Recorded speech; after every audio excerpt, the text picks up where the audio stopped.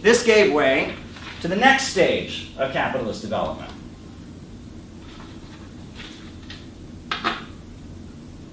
Which is imperialism.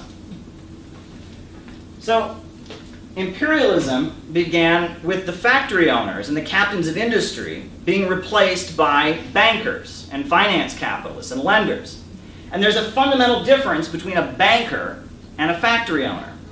Because a banker makes money through lending money. A factory owner makes money through selling products. So a factory owner, he wants to pay his workers as little as possible, right? At the same time, he wants to sell as many products as possible.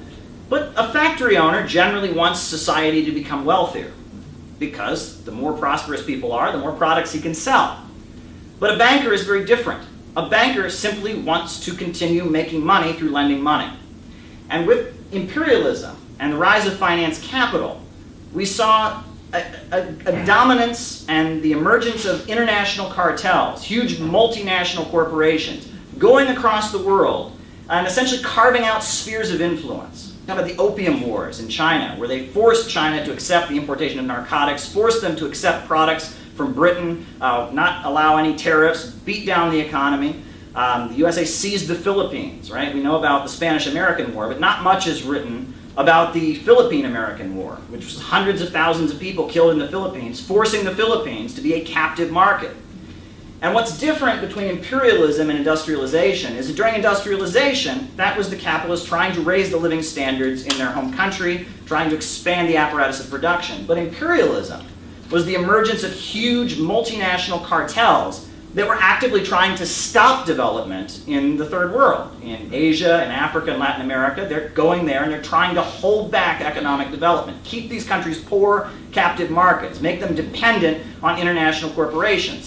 For example, when the British went to India, they very famously burned down all the textile mills. India had a huge textile loom apparatus. They burned it all down and forced them to import their cloth from Britain. Right? That's imperialism.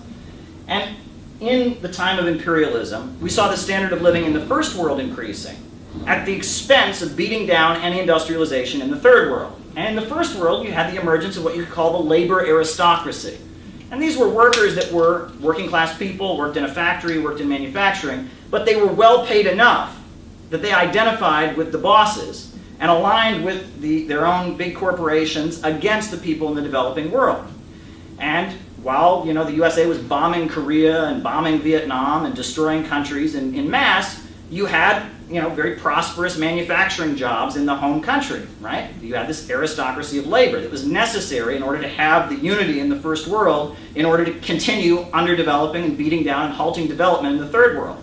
And that was imperialism. And Lenin's book, Imperialism, the Highest Stage of Capitalism, describes this period in which banks dominate over corporations, in which they're carving out spheres of influence in the developing world, in which you have an aristocracy of labor that develops in the home country. He describes it very accurately.